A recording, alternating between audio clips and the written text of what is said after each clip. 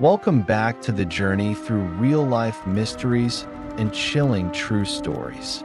And if this is your first time here, be prepared, because the stories you're about to hear won't just send shivers down your spine. They'll make you wonder what might be lurking just beyond what we can see. Don't forget to subscribe, turn on the notification bell, and share this channel with fellow seekers of the strange and unexplained. Are you ready? The journey begins now.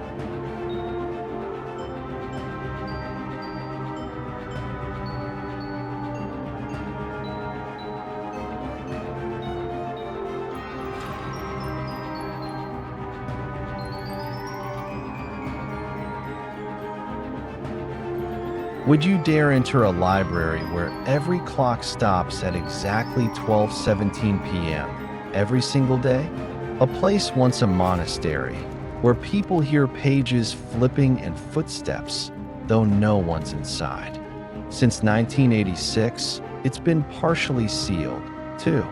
Staff members vanished, and one survivor said, "Someone is still reading in the basement, but they're no longer human." This chilling story is 100% real, backed by official records, witness testimony, and forensic evidence. If you crave true unexplained mysteries, brace yourself. And if every clock around you suddenly stops, ask yourself, would you dare read the next page?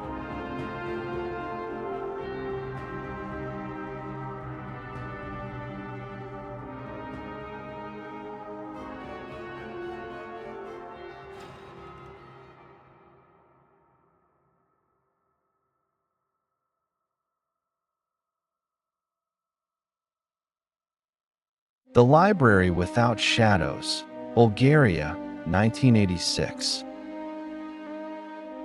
I stepped into the reading room, and every clock stopped ticking.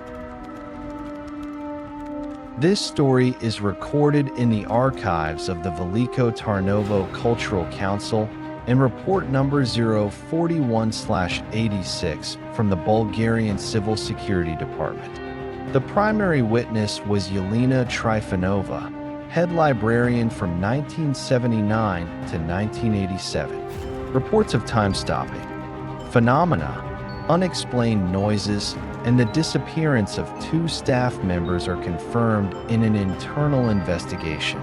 This library, built in 1893, was originally an abandoned Orthodox monastery, later used as a book warehouse, and eventually became a public library.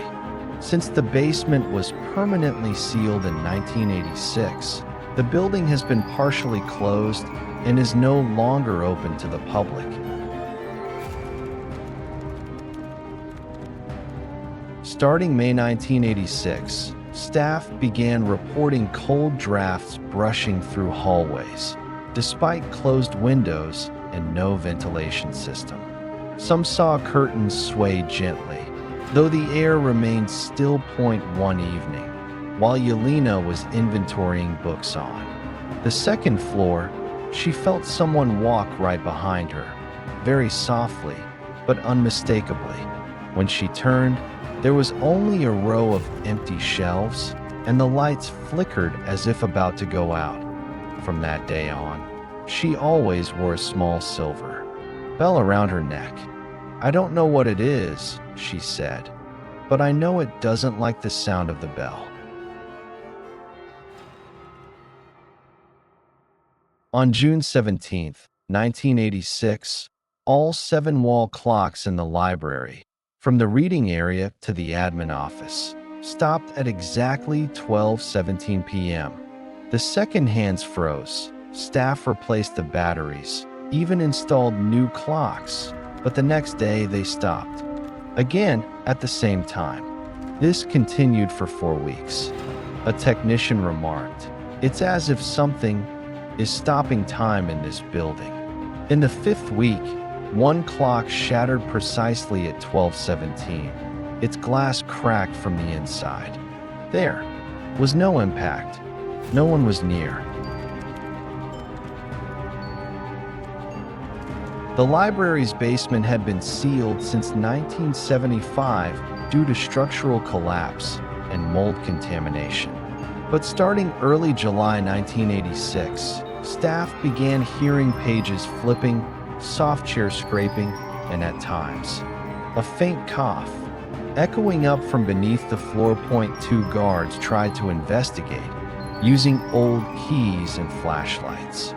They only made it down 3 steps before both collapsed after hearing someone whispering in ancient Slavic dialect. They were immediately transferred. Yelena later said, "Sometimes when I was working, I could feel tapping coming from the wooden floor, like someone knocking from below." On July 26, 1986, Aneta Vasilieva, a young intern recently graduated, was assigned to a night shift organizing rare books. The next morning, she was gone. Books were left open, lights still on, but on her desk was a notebook with a sentence cut short. "Someone just passed the ancient Slavic shelf. I'm going to."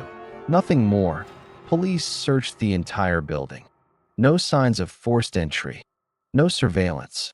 All doors locked from the inside. On the dusty floor were faint handprints, as if someone had crawled away, but left no footprints. A week after Aneta's disappearance, Yelena found a worn leather-bound book with no title placed on her desk, though it had been empty the night before. It was handwritten in ancient Slavic script, containing ritual chants referencing the keeper of knowledge beneath the 3 levels of earth.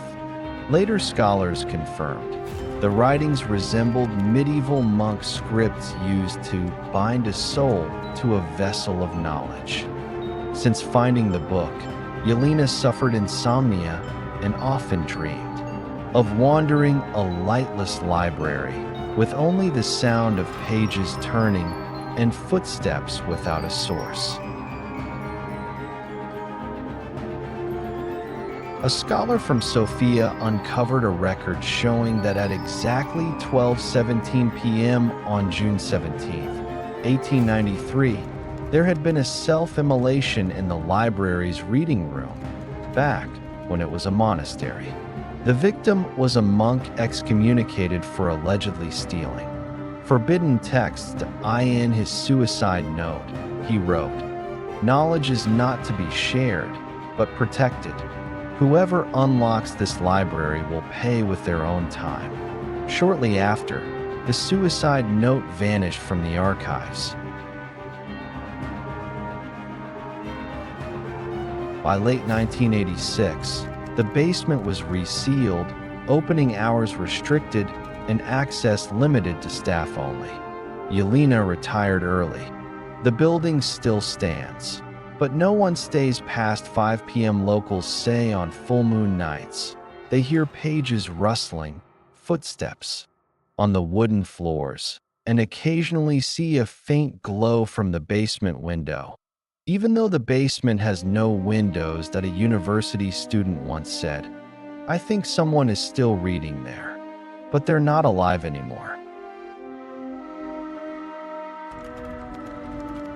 If a soul once bound itself to knowledge and never left, how many libraries around the world still echo with readers whispering at midnight? And if you walked into a reading room and every clock had stopped, would you dare read the next page?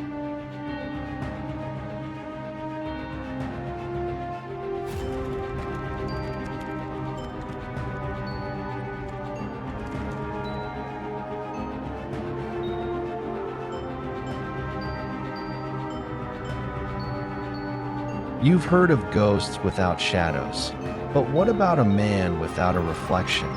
A real CCTV clip from a Toronto mall shows a man in a black coat walking past glass panels, yet he casts no reflection at all.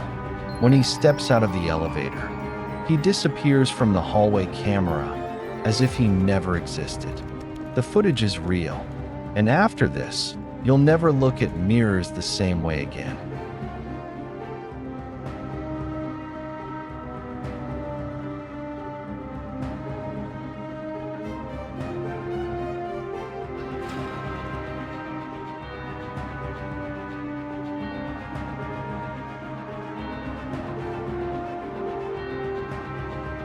The Man Without a Reflection, Canada.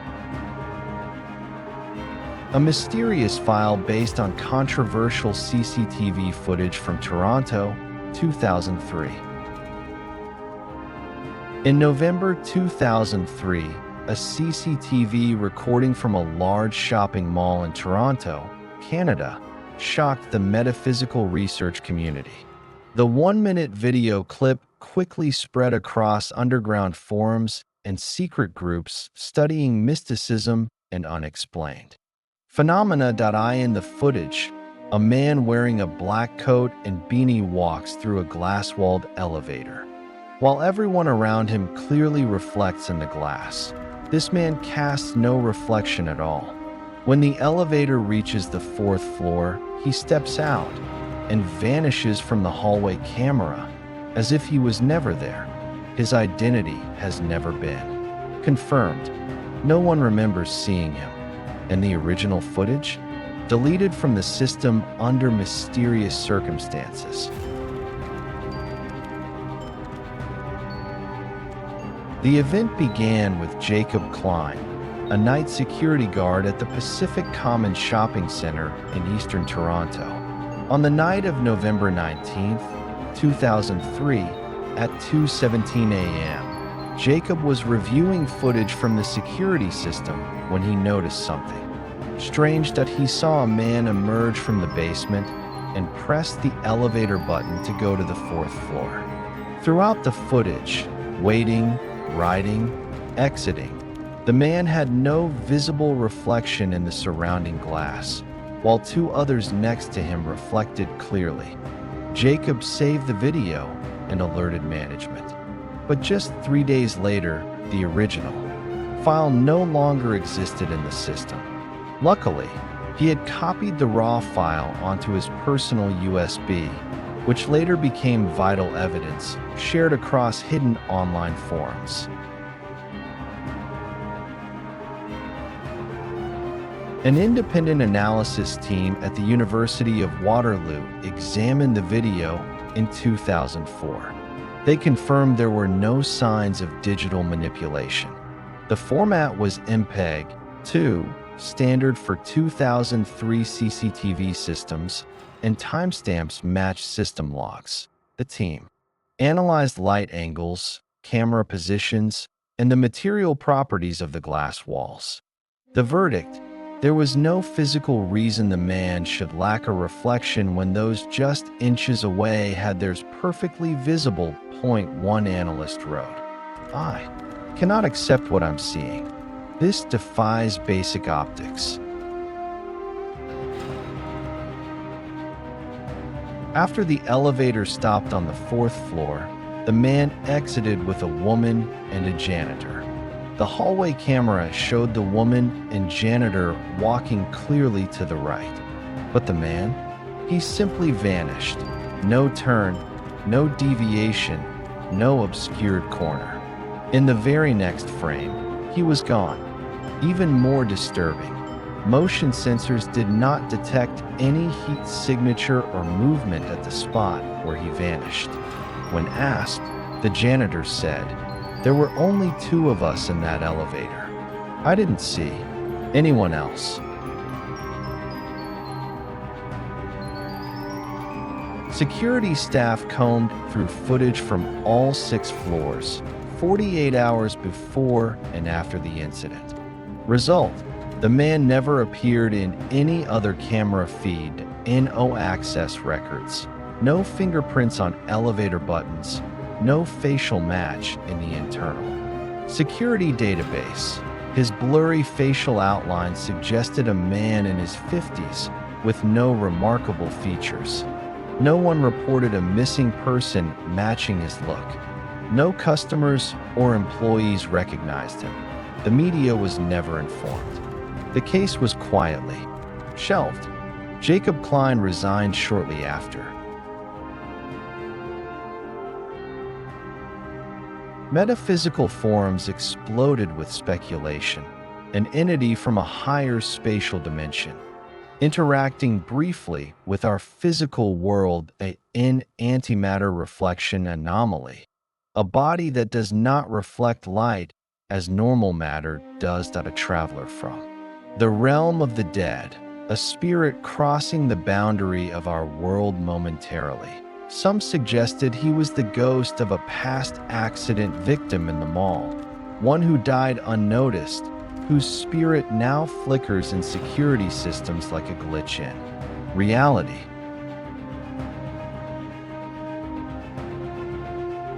By December 2003, all video copies in Pacific Commons' internal system were gone.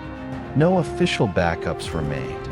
Only Jacob's raw USB copy circulated on a private forum called Black Lens, a haven for serious paranormal investigators.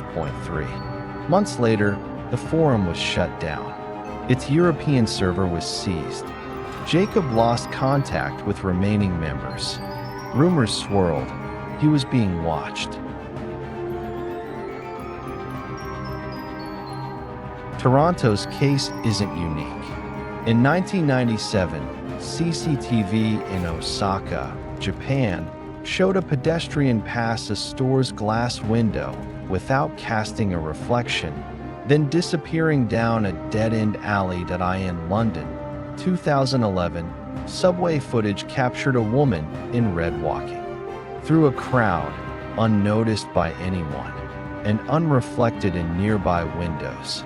Are these isolated incidents, or signs of another form of existence slowly leaking into our reality?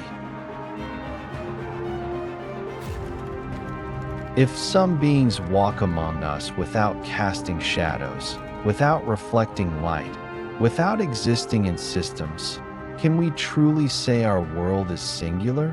Or are we just one side of the mirror, and the other side is beginning to show?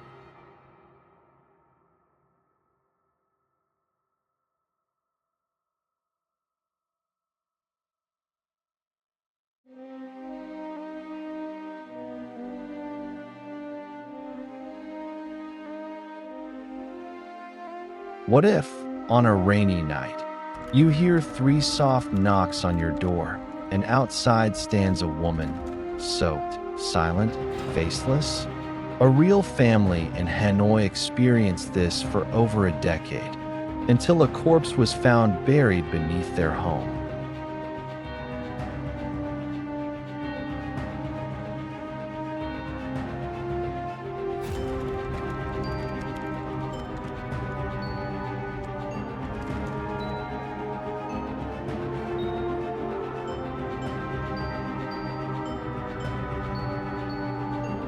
The Woman Who Knocked in the Rain, Vietnam, 1992.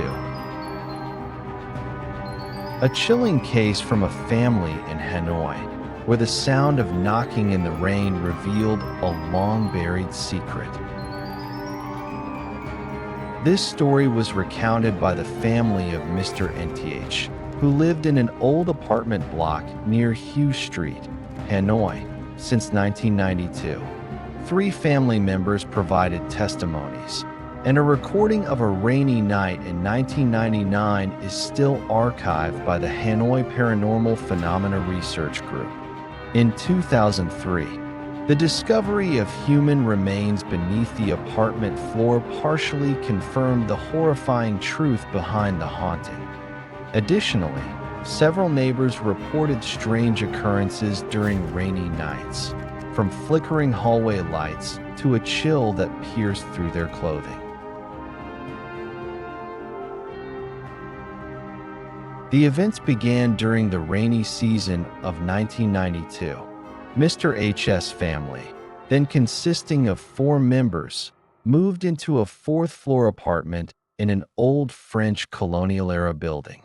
The place was small, with moldy walls, faded green wooden doors, and worn-out tiled floors. From the very first storms, something unusual occurred. Each rainy night, between 2:20 and 3 a.m., there would be 3 knocks on the door. Not loud, not hurried, gentle, dry, unmistakably clear. Mr. H would get up to open the door, and each time, a woman in a white traditional AO dye, with her head bowed and wet hair covering her face, stood silently outside. She never spoke. She never looked up, and she would slowly drift down the staircase, making no sound. After several nights, the whole family began to stay awake during storms. They timed the knocks. One daughter used her wristwatch to track the exact moment. Once, the knocking came at exactly 2:33 and 13 seconds a.m., just like the night before. Soon, everyone in the apartment complex knew about the white-clad woman. Some claimed she was a ghost searching for her lost child. Others said she was a prisoner's wife wrongfully executed, her spirit forever unrest. H's family tried everything, scattering salt and rice, hanging protective charms, placing bowls of salted water at the doorway. Still, the knocking continued. They installed an old analog camera above the door. Yet every night the knocking occurred, the tapes turned to static, as if demagnetized. Only once did the camera capture a faint image, a white figure standing still, hair soaked and hanging past her shoulders, bare feet bruised and dark. When the footage was enhanced, the family recoiled. She had no eyes, just 2 hollow, black voids. The youngest daughter reported a recurring dream. For 3 consecutive nights, she dreamt she was standing in a flooded corridor, and at the far end stood the white woman, reaching out.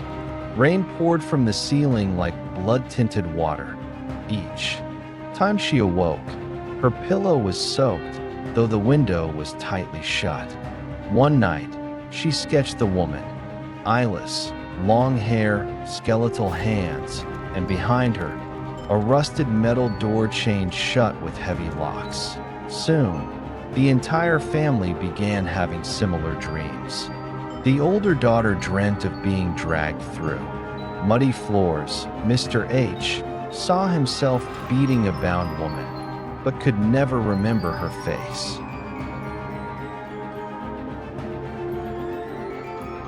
On June 13, 2001, a severe storm struck Hanoi. That night, there were no knocks. But at 3:11 a.m., the apartment lost power. The next morning, Mr. H was found dead in his armchair, eyes wide open, clutching the fabric tightly. Cause of death: sudden cardiac arrest. However, the coroner noted scratches in the retina, as if he had stared directly into an intense light before death. The family was devastated. From that day forward, the knocking never returned. In 2003, the family decided to renovate the rotting front floor. As workers tore up the concrete, they discovered a hollow cavity beneath. Digging 60 centimeters down, they uncovered human remains in a curled position, legs bound by old iron shackles. Police and archaeologists were called. Preliminary analysis revealed the remains belonged to a woman aged 25 to 30 who had likely died in the 1950s. Nearby were fragments of a decayed white AO dye and a wooden hair comb. Internal records showed the apartment had once been a detention room for female prisoners during the French colonial period, later sealed and converted into housing.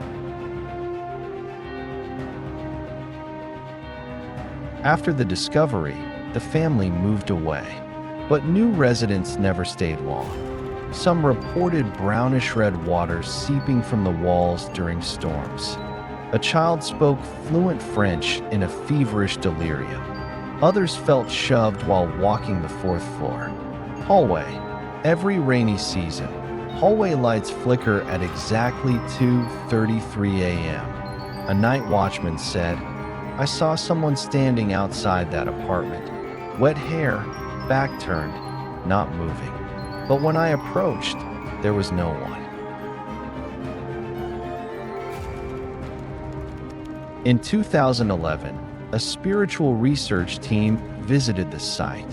Their instruments recorded unstable electromagnetic fields at night, especially on rainy days. Motion detectors triggered in empty halls. Temperature drops were sharp and localized. Locals now keep a small incense bowl at the fourth floor stairwell, lighting it every rainy season. Still, some say they hear 3 knocks in perfect rhythm amidst the rain. If a soul cannot depart due to injustice, torment, or unacknowledged crimes, how many places in this city still echo with unanswered knocks? And if one stormy night, those knocks came to your door, would you dare to open it?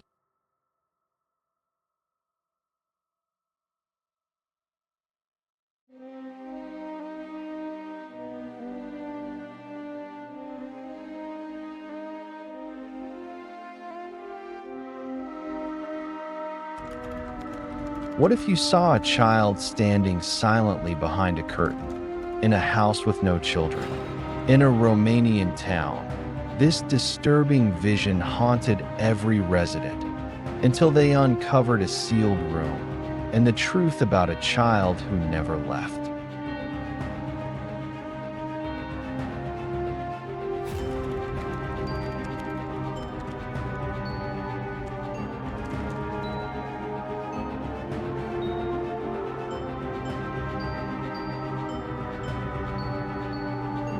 The child behind the curtain, Romania. A small shadow behind a second-floor curtain haunted generations, but it was not human. The events took place in the small town of Sinaia, Romania, first documented in 1998 and reported repeatedly in the following years.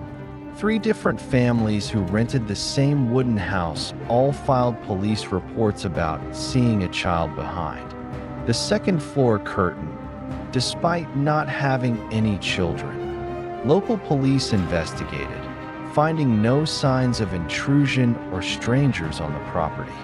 However, psychological evaluations of the witnesses revealed no signs of delusion. Notably, all 3 families, who had never met, described the exact same height, posture, position, and appearance time of the figure behind the curtain. In 2009, when the property was being cleaned up for sale, the new owner discovered a hidden room sealed behind drywall.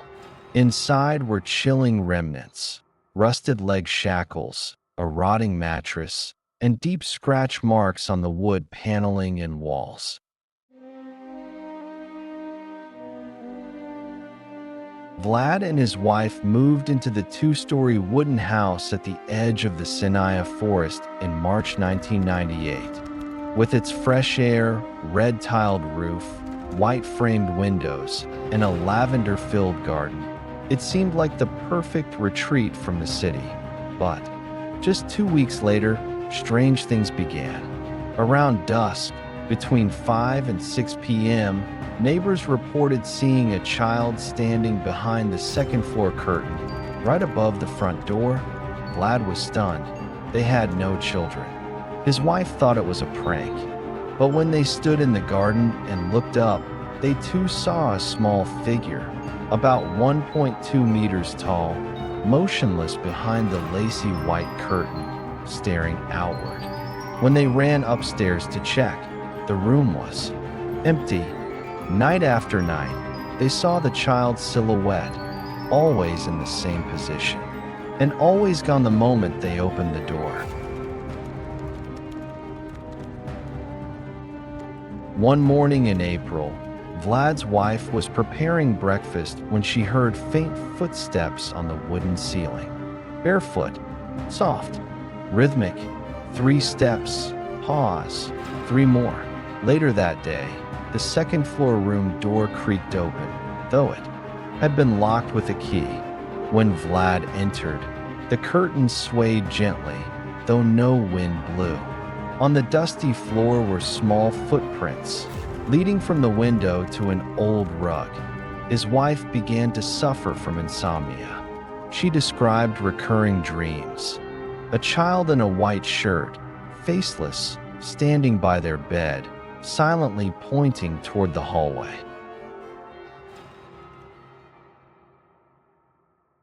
Exhausted and disturbed, Vlad called the local police. 2 officers searched the property top to bottom, windows, attic, basement, but found nothing. Yet that night, one officer, named Emil, returned alone near midnight. He was pale, shaking, and whispered, "There was someone behind the curtain as we left. I saw it. It wasn't human." Vlad asked, "Are you sure?" Emil simply replied, "Those eyes, they weren't a child's." The next day, Emil took extended leave. He never returned to the house. When contacted, the previous owner confirmed the second floor once had a small room sealed off in the 1970s after the sudden death of a boy named Iosif, his wife's son from a previous marriage. Locals whispered that the child had been locked in the room for weeks by his stepmother, left to starve and freeze. Authorities at the time labeled it an accident, but scratch marks on the wooden walls and a hidden restraint chain under the floor told a darker story. The room had been sealed with drywall, yet decades later, the door somehow opened again, as if it had never been hidden. Vlad's family moved out after 9 months. They couldn't bear the feeling of being watched, the phantom footsteps, the swaying curtains, and the recurring dreams that a year later, a new family moved in. And within a month, they too called the police, claiming they saw a child behind the curtain. The mother recalled, "I thought it was my son awake early, but upstairs, he was still asleep. And that figure, it was still there." Police returned. Again, nothing, but a temporary camera left overnight captured a strange moment, the curtain being pulled aside from within, with no one visible. The house remained on the market for years, unsold. Passers-by still said, "There's a child looking out that window." A group of students once recorded footage at night. They pointed their flashlight at the second-floor window. The curtain was still there. One captured a blurry clip, the curtain pulled aside, revealing a faint boy's face behind the glass. When replayed, the clip showed only the curtain, still and untouched, that a spiritual medium from Bucharest visited the site and offered one chilling conclusion: he doesn't know he's dead. He's waiting to be called by name.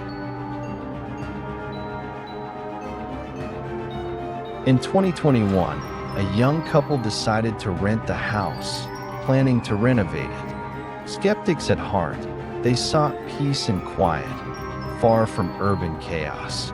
But just 17 days later, the wife was found sitting curled up in the living room, muttering, "He's looking through the curtain." He doesn't blink. Her husband called emergency services. In the hospital, she scribbled erratic journal notes. Every night, the curtain opens. Every night, he gets closer. The house was abandoned again. Someone removed the curtain from the second floor. But weeks later, people once more saw a child's silhouette behind the now bare window frame. If a forgotten child's soul lingers in silent rooms, where does it go? Does it vanish? Or does it forever stand behind the curtain, waiting for someone to open the door, or simply to look back? Would you dare enter such a house, knowing that a child's eyes may still be watching you from behind the old curtain?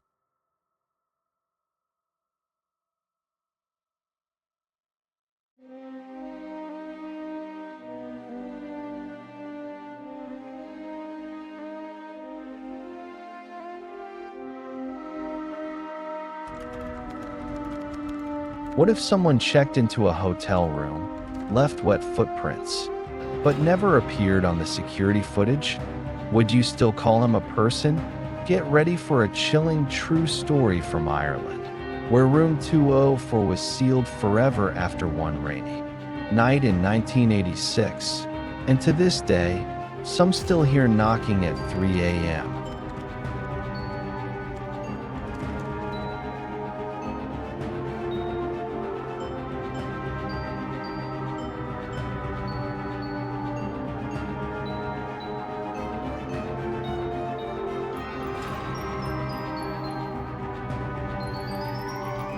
The Faceless Guest, Room 204, Cecil Hotel, Ireland, 1986. A man walked into the room, but no one appeared on the surveillance tape. And that room, from that night on, was never dry again. The incident took place in October 1986 at the Cecil Hotel, a family-owned and located along the western coast of Ireland. Established in the late 1940s, the hotel had a long history of local guests and foreign tourists. Initial reports were recorded in the hotel's internal incident log and later mentioned in a 1992 local radio show featuring a former employee and a private investigator. Room 204 was sealed off not long after the event. Today, the Cecil Hotel no longer operates. The building still stands, but is in a severe state of disrepair. This dossier is compiled from eyewitness testimonies, salvaged documents, and a handwritten account by Brendan O'Shea, the night clerk on duty that night. Brendan O'Shea, a senior history student at Galway University, worked night shifts at the Cecil Hotel to support his studies. On Thursday, October 16, 1986, he arrived for his usual shift at 10 p.m. The night was quiet. Only a few guests were asleep in their rooms at 1:47 a.m. The front door chime rang, a distinct sound from the large glass doors at the hotel's entrance. Brendan looked up and saw a man in a gray raincoat and wide-brimmed hat stepping inside. From the storm, the man said nothing, merely nodded, and handed over his ID, an old-style card labeled Joseph Murphy. Brendan checked him in and handed him the key to room 204. Oddly, the ID appeared unusually aged, like it had been printed in the 1960s. Brendan, uneasy but professional, completed the registration. But when he glanced at the surveillance monitor, no one had entered. Out of curiosity, Brendan rewound the surveillance tape. The security camera had one fixed angle, directly facing the entrance. At 1:47 a.m., nothing. No door opening. No man. No figure at all. But Brendan had just handed someone a key. The ID was still on the counter. He picked up the internal phone and dialed room 204. No answer. He decided to check it in person. The door was slightly ajar. Inside, no one. But the carpet was wet, as if someone had tracked in rainwater. Damp footprints stopped right in front of the large wall mirror. Brendan returned to the front desk, unsettled. Then he saw it. A sentence written in the guest log, not in his handwriting. You shouldn't have called it a man.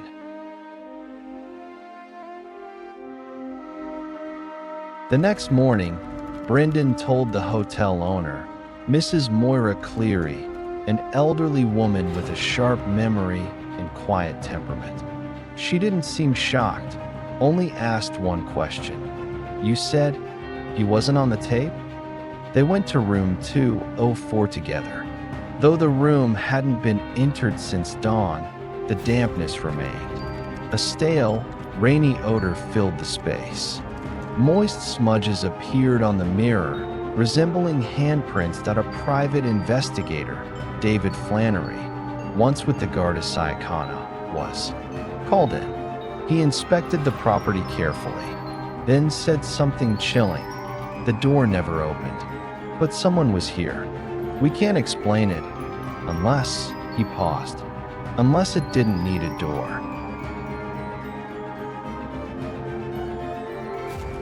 Brendan reached out to Dr. Evelyn Byrne, a researcher of paranormal phenomena known for her investigations across Europe. She arrived a week later. Upon stepping into room 204, Evelyn stated she heard breathing right behind her. When she turned, the air in the center of the room was so cold it could freeze your bones. Her electromagnetic equipment spiked erratically, as though something invisible was moving. She warned everyone not to enter the room again and taped a sign on the door in Latin, Noli intrare nisi invocatus, do not enter unless summoned. Archived hotel documents revealed that room 204 had once housed a traveling priest in 1954. The priest, Father Darren Riane, vanished during his stay, reportedly there for silent retreat. His last note, found scribbled in the margins of a weathered Bible, read, "Someone knocks at 3 a.m. I ask, who is it? There is no reply, but the darkness outside thickens, as if listening. His body was never found. Since then, room 204 had undergone renovations, new carpet, updated electrical systems, but the dampness never went away. Dehumidifiers ran 24/7 to no avail. Dr. Evelyn organized one last session to attempt communication, using EVP, electronic voice phenomena, to capture any voices from the other side. Present were Brendan, Evelyn, David Flannery, and an archaeology student operating the video equipment at T2:58 a.m. Signals began to distort. The camera flickered. A dark shadow glided near the mirror. Brendan whispered, "Who are you?" A voice, faint and recorded only on playback, responded, "I was never human." At exactly 3 a.m., all hotel lights flickered and went out. The door to room 204 locked itself from the inside. After 4 minutes of silence, the door slowly opened. The room was empty, except for a fallen video camera and a single wet footprint in the center of the floor. Brendan quit his job not long after. Evelyn never returned. She submitted a private report to the Vatican, which was never acknowledged. In 1992, the Cecil Hotel shut down for good. The building stands abandoned. Locals say you can sometimes see a dim light from room 204, though there's no power left in the structure. Some say, if you stand outside the old hotel at exactly 3 a.m., you'll hear the front chime ring, though no one is there to open the door. If this entity was never human, then what was it? And if it never needed to enter through a door, could it have followed you home after you read this story?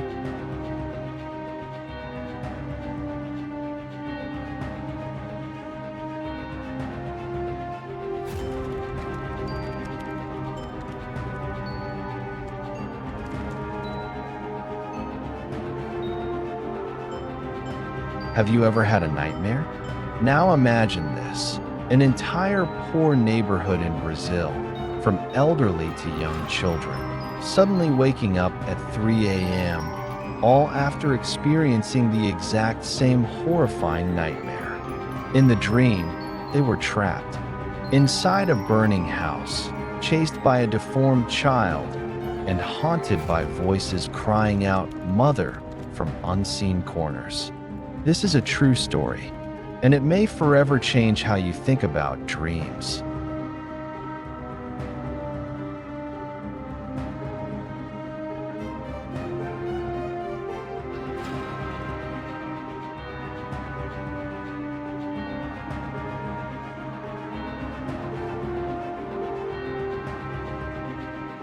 The identical dream of an entire neighborhood, Brazil. A true story from Sao Paulo, 2012. The bizarre case of a collective nightmare. In April 2012, in the Jardim Monte Azul neighborhood, a poor district on the southern outskirts of Sao Paulo, Brazil, dozens of families reported an extremely strange phenomenon. They all experienced the exact same nightmare for 7 consecutive nights. What was initially thought to be mere rumor quickly spread through local radio, online forums, and became the focus of neurologists, psychologists, and paranormal researchers alike. After a series of unofficial investigations, a shocking detail emerged. The land where the neighborhood was built once hosted an orphanage that was completely burned down in 1964, killing many unidentified children. There were no memorials, no records. Everything had been buried, until the children started returning in their dreams. On April 9, 2012, the family of Carla Mendes, living at the end of Rua das Rosas, reported that their 3 children all woke up at 3 a.m., screaming in terror and unable to fall back asleep. The eldest, age 11, described dreaming about being trapped inside a house with no exit, chased by a child with a burned face, missing eyes, and a mouth dripping blood. Within 24 hours, at least 6 other families in the same neighborhood called into Zona Sul community radio with eerily similar experiences. The incredible part, every dream was identical, down to specific details, a phenomenon never before recorded in Brazil.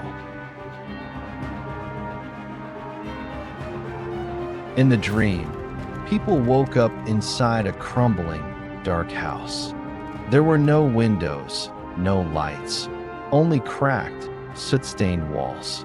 Along the hallways were bloody handprints of small children, smeared as if they'd tried to escape but never made it out.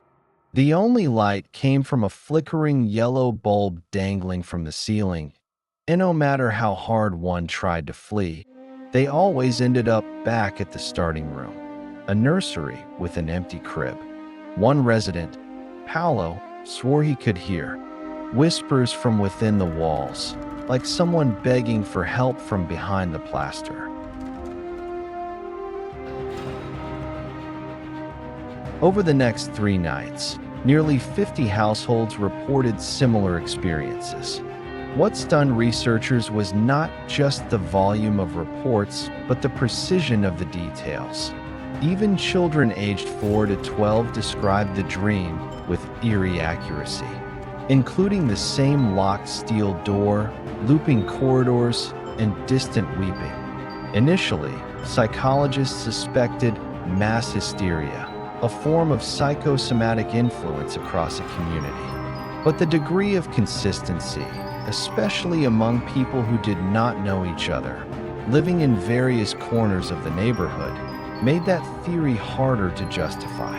Some families even reported their house lights flickering at exactly 3:33 a.m., coinciding with when their children woke up screaming. Motion sensors in several homes detected light movements during that hour, though no one was present. An elderly woman named Maria Costa, age 78, was the first to reveal a chilling twist. It knocked on my door in the dream and called me mother. But I've never had a child. She said the child had a swollen face, singed hair, and wore an old, stained nightgown. It clutched its chest and cried that it had been left in the fire. Other elderly residents shared similar dreams, being addressed as mothers, or being blamed for locking children in burning rooms. Although none of them had any known connection to the orphanage, they all awoke with a crushing sense of guilt, as though they'd committed a terrible sin they couldn't remember. After combing through local archives, researchers uncovered a horrifying truth. The land beneath Jardim Monte Azul was once home to Casa do Anjo, an orphanage that burned to the ground in 1964. The fire broke out in the early hours of September 3, 1964, allegedly due to an electrical fault. At least 12 children died, but none were officially identified because the orphanage's records were destroyed in the fire. The headmistress at the time, a woman named Valeria M., disappeared soon after. No one was ever charged. This incident had never been publicly acknowledged. The land was quietly leveled and developed into affordable housing, the very neighborhood where the dreams were now taking place. Even as the wave of nightly terror faded, families continued to report strange occurrences for months. Lights turning on off by themselves at midnight, faint knocks on windows, children drawing burning houses, and always a lone child figure. Standing in the center of the room, a local elementary school called in child psychologists when 5 second-grade students independently drew the same image. A house on fire, flames surrounding a small, faceless child with arms raised, as if pleading for help. One girl even wrote in her diary, "It told me to open the door, or it would burn my house too." Despite months of examination, neurologists and psychologists found no chemical agents, no toxins in the water or air, and no evidence of outside psychological manipulation or cult activity. The dreams were just dreams, but too many people had the exact same one, and for too long to be coincidence. In 2013, an independent research group proposed building a memorial on the orphanage site, but local authorities shut it down, saying it might reopen old wounds. Since then, the story has quietly vanished from public record. Could there be a collective memory, awakened by the lingering pain of injustice buried beneath concrete and time? Or are the forgotten children of 1964 still calling out through our dreams?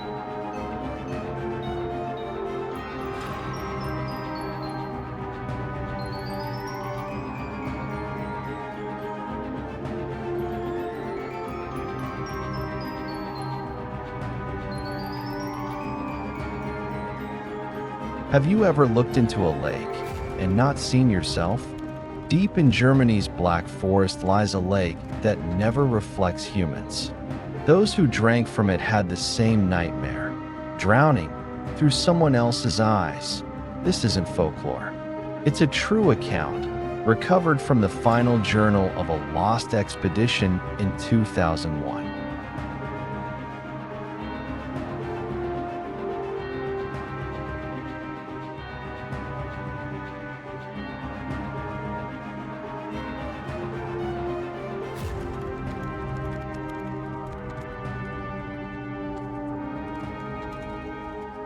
The water that reflects nothing.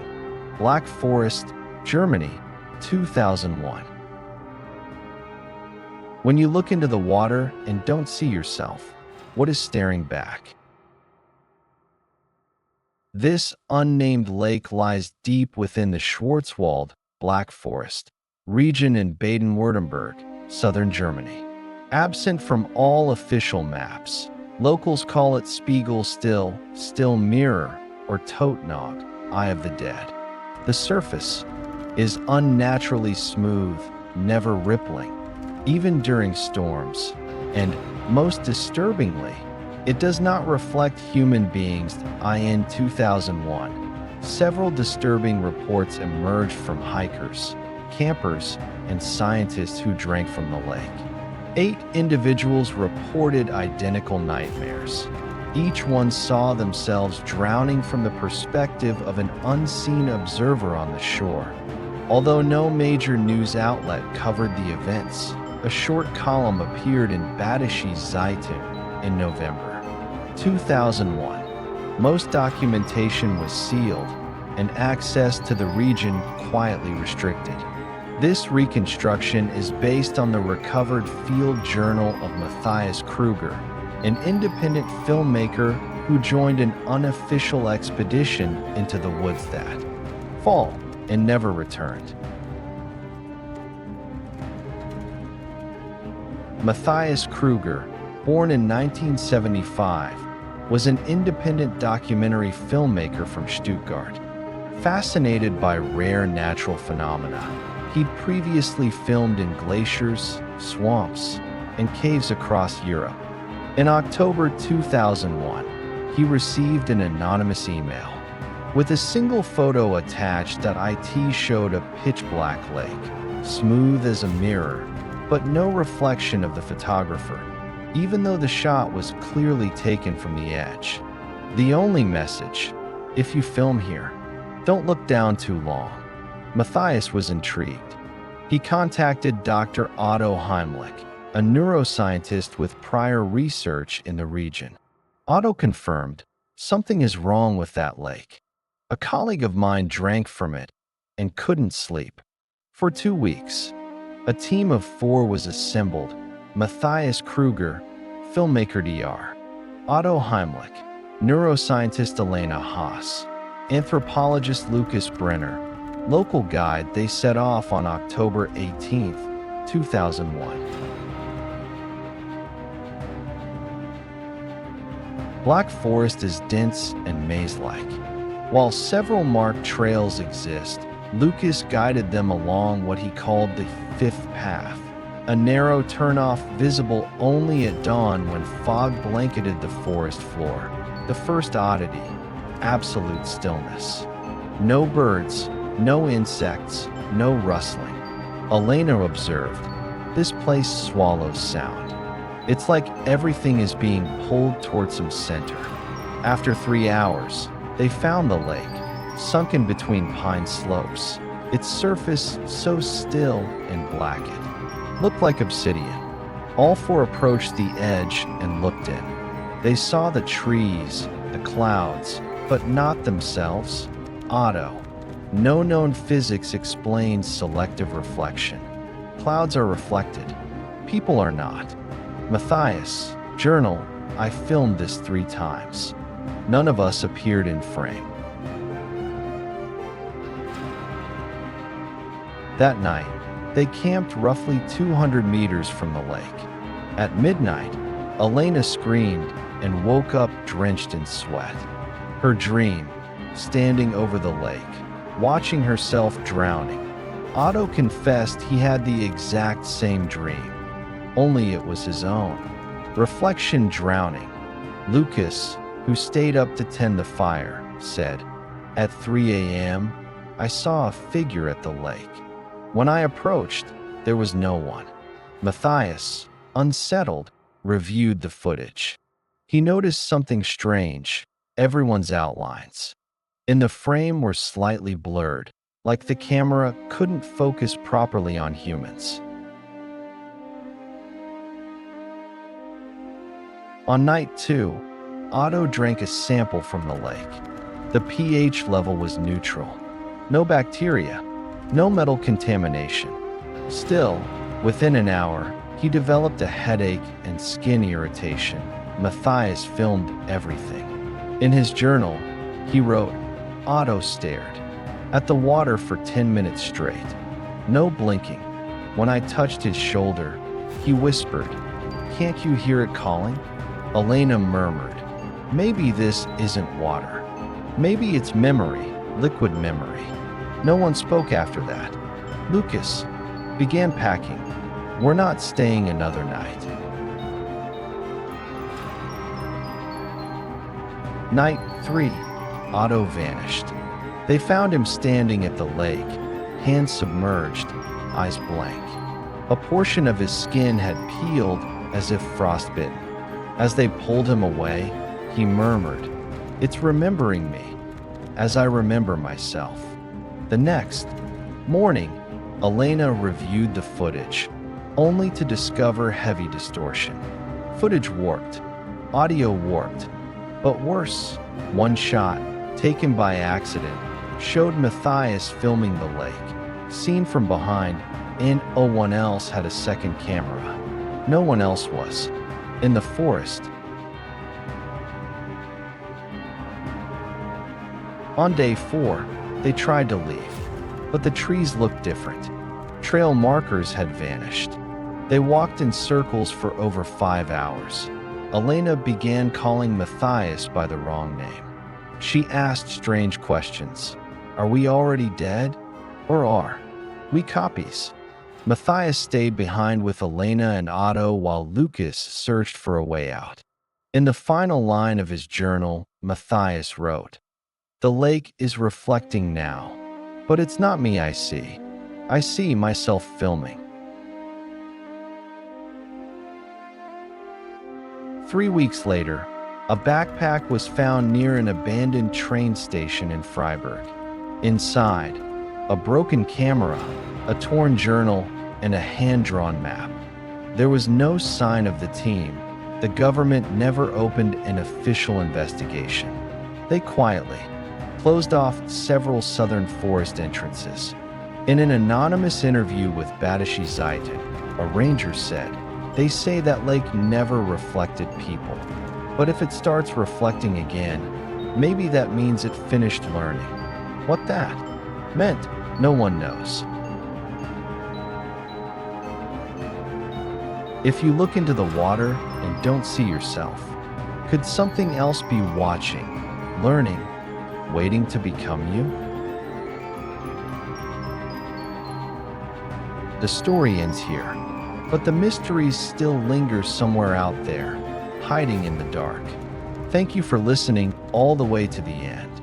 If you felt a chill down your spine, don't forget to subscribe, turn on the bell, and share this story. We'll meet again in the next night with another mystery. Good night.